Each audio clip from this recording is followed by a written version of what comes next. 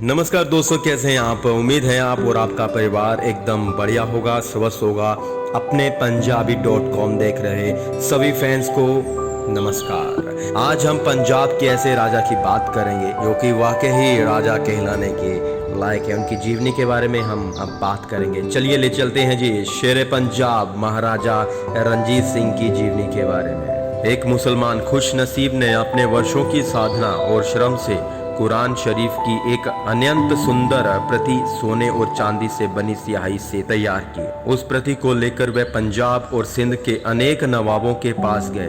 सभी ने उनके कार्य और कला की प्रशंसा की, परंतु कोई भी उस प्रति को खरीदने के लिए तैयार ना हुआ। खुशनसीब उस प्रति का जो भी मूल्य मांगता था वह सभी को अपने सामर्थ्य से अधिक लगता था। निराश होकर खुशनसीब लाहौर आया और महाराजा रणजीत सिंह के सेनापति से मिला। सेनापति ने उनके कार्य की बड़ी प्रशंसा की, परंतु इतना अधिक मूल्य देने में उसने खुद को असमर्थ पाया। महाराजा रणजीत सिंह ने ये बात सुनी और खुशनसीब को अपने पास बुलवाया। खुशनसीब ने कुरान शरीफ की वह प्रति महाराजा को दिखाई। महाराजा रणजीत सिंह ने बड़े सम्मान से उसे उठाकर अपने मस्तक पे लगाया और वजीर को आज्ञा दी, खुशनसीब को उतना धन दे दिया जाए जितना वह चाहता है और कुरान शरीफ की इस प्रति को मेरे संग्रहालय में रख दिया जाए। महाराजा के इस कार्य से सभी को आश्चर्य हुआ। फकीर अजीज दीन ने पूछा, हजूर, आपने इस प्रति के लिए बहुत बड़ी धनराशि दी है, परंतु वह तो आपके किसी काम की नहीं है, क्योंकि आप सिख हैं और ये मुसलमानों की धर्म पुस्तक है। महाराजा ने उत्तर दिया, फकीर साहब, ईश्वर की इच्छा है कि मैं सभी धर्मों को एक नज़र से देखूं। पंजाब के लोग पंजाब और लोक कथाओं में महाराजा रणजीत सिंह से संबंधित अनेक कथाएं कहीं वे सुनी जाती हैं। उनके उदारता, न्यायप्रियता और सभी धर्मों के प्रति सम्मान को लेकर प्रचलित हैं।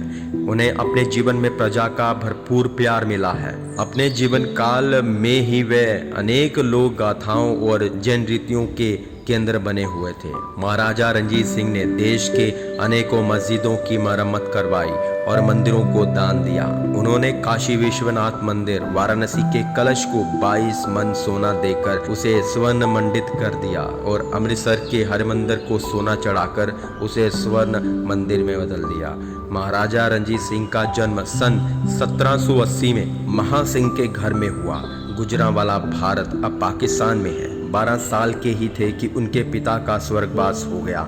सन 1792 से 1797 तक की जागीर की देखभाल एक काउंसिल ऑफ रीजेंसी ने की। इस परिषद में इनकी माता, सास और दीवान लखपत राय शामिल थे। सन 1797 में महाराजा रणजीत सिंह ने अपनी जागीर का समस्त कार्यभार समय संभाल लिया। महाराजा रणजीत सिंह सन 1801 में बैसाखी के दिन लाहौर में बाबा साहब बेदी के हाथों माथे पर तिलक लगवाकर अपने आप को एक स्वतंत्र भारतीय शास्त्र के रूप में प्रतिष्ठित किया।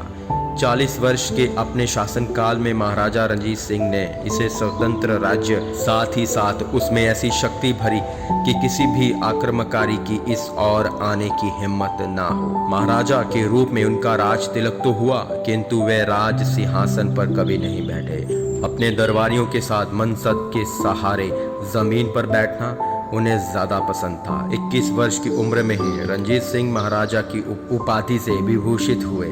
कालांतर में वे शेर पंजाब के नाम से विख्यात हुए। महाराजा रणजीत सिंह एक अनूठे शासक थे। उन्होंने अपने कभी नाम से शासन नहीं किया। वे सदैव खालसा या पंथ खालसा के नाम से शासन करते रहे। एक कुशल शासक के रूप में रणजीत सिंह अच्छी तरह जानते थे कि जब तक उनकी सेना सुनिश्चित नहीं होगी वे शत्रुओं का मुकाबला नहीं कर सकेगी। उस समय एक ईस्ट इंडिया कंपनी का अधिकार संपूर्ण भारत पर हो चुका था। सन 1805 में महाराजा ने भेष बदलकर लॉर्ड लेक शिविर में जाकर अंग्रेजी सेना की कवायद, गणवेश और सैन्य पद्धति को देखा और अपनी सेना को उसी पद्धति से संगठित करने का निश्चित किया। प्रारंभ में स्वतंत्र ढंग से लड़ने वाले सिख सैनिकों को कवायद आदि का ढंग बड़ा हास्यास्पद लगा। उन्होंने उनका विरोध किया, पर महाराजा रणजीत सिंह अपने रहने पर दृढ़ थे। महान इतिहासकार जेडी कनिंघम ने कहा है, निसंदेह रंजीत सिंह की उपलब्धियां महान थी।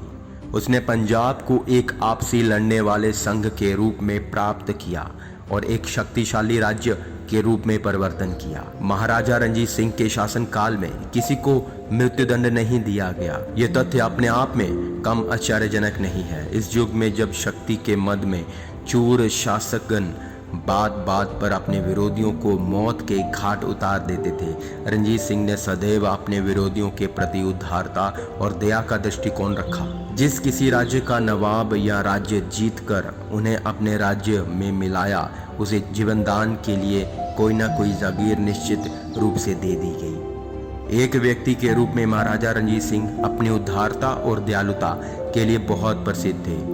उनकी इस भावना के कारण उन्हें लखवख्यात कहा जाता था। शारीरिक दृष्टि से रंजीत सिंह उन व्यक्तियों में से नहीं थे जिन्हें सुदर्शन नायक के रूप में याद किया जाए। उनका कद औसत दर्जे का था, रंग गहरा गेहुआ था। बचपन में चेचक की बीमारी के कारण उनकी बाईं आंख खराब हो गई थी, परंतु उनका व्यक्तित्व आकर्षक था।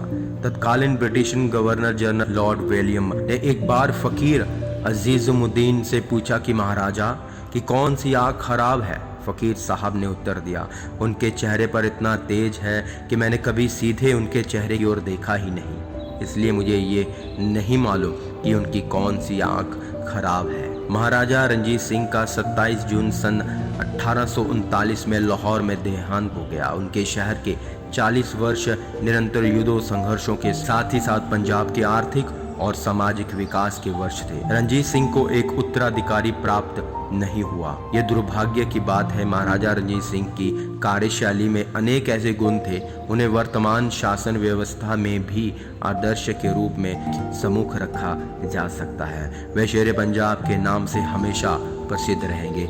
ऐसे महान शासकों को हमारा नमन। फिलहाल आज के लिए इतना ही। कैसे लगी आपको ये स्टोरी?